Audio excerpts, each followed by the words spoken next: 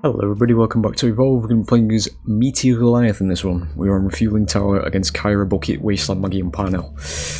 The blue boy does slightly less upfront damage, for those who aren't in the know, but he leaves lingering DOT on the hunters that he hits.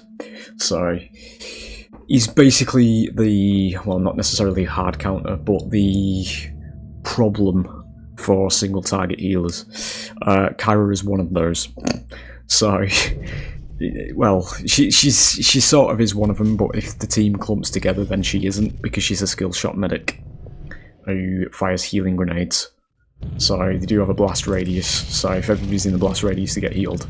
If they're not, and yeah, that's when she is a single target healer. We do have colonists that are going to be supporting as well. We're going to go this way this time, because we always go through the building. We are going to have to skip the initial bodies there because colonists are present. That's going to be climb speed. Not really interested, however. But yeah, if it is your first video, this is a 4v1 ASIM from 2015. Not going to go there, but we are, because I've mentioned it now. The genre's been held back for 9 years by a certain game that we're going to try and, you know, not mention every 2 minutes, but, you know, it is what it is at this point. We need to get out of this corner, because if I get caught here, that's going to be very bad. Stage 1 monsters are very weak, so we're going to try and steer clear where we can.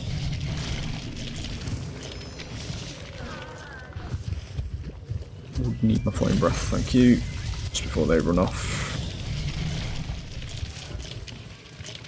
This is ridiculous. I'm hoping one of them isn't Wasteland Maggie. If it is, don't look. Beautiful, we actually get away with that. That's very dangerous. Would not recommend. But yeah, I think Maggie was at the front anyway there, to be honest. Just, what was that? Fucking hell. Scared me that, because I don't know where they are. Thought they might have come from behind. It's fine. Can't really afford to linger there, to be honest, either. So, it's fine.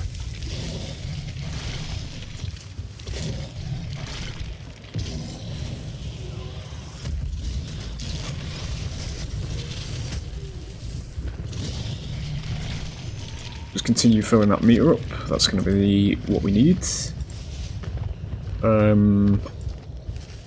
Yeah, just going to get a bit more distance and then we'll go for the stage up here. That should be alright, yeah. Again, don't look, you can't hurt me. We'll go to stage 2 if it is your first video. This is when the monster's size increases, we gain ability points, and damage and HP gets a global increase, basically. Could really do with some armor coming out of this. It's fine.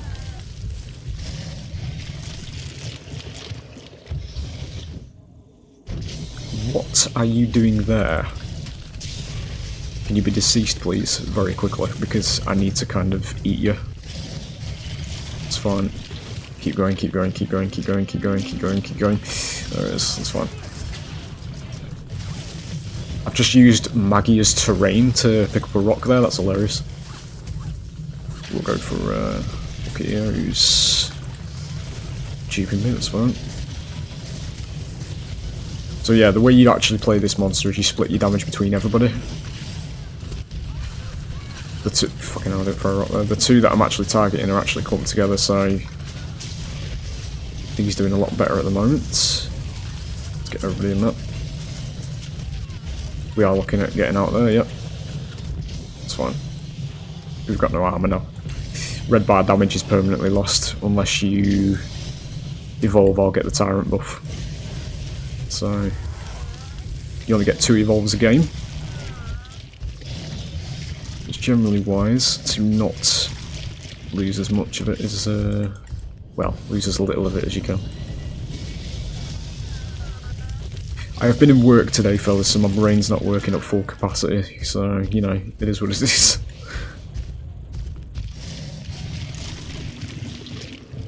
Grab that, yeah.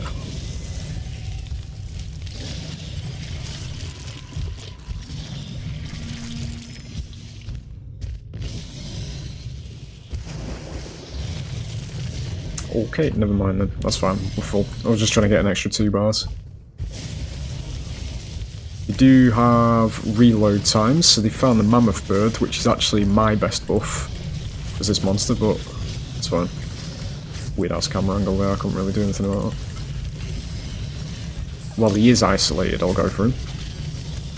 I say we do slightly less upfront damage as this variant. It's going to be the DOT down there.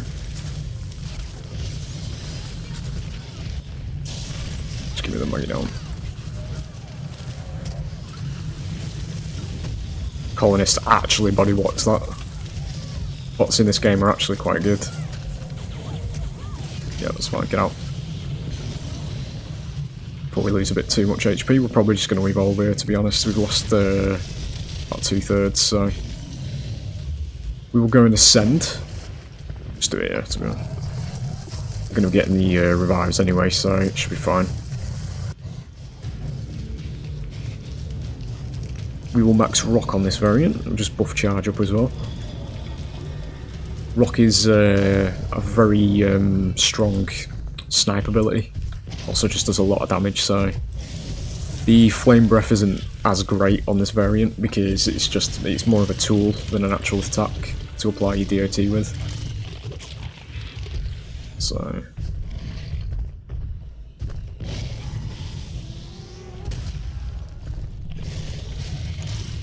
he also does have the biggest armor pool, so he takes quite a bit of feeding. This version, he actually has a bigger armor pool than Behemoth does, who is the tank monster by identity. What is that? There.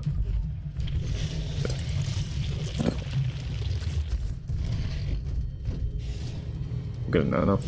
I don't know what she's doing out here, but okay. Yep.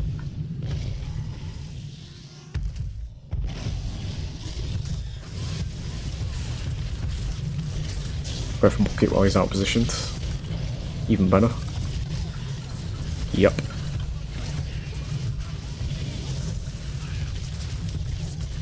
We do need Maggie in this situation. If I can thread Boulder through, you can.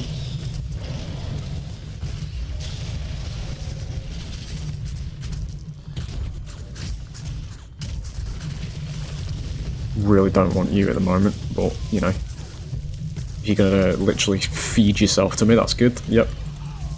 And you. Just grab everybody.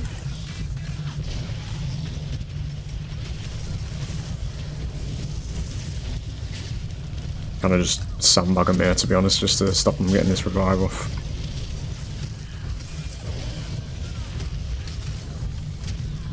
That might be it, actually. I think that's everybody, is it? Yeah. Just gonna stand there. They don't count as hunters, the colonists.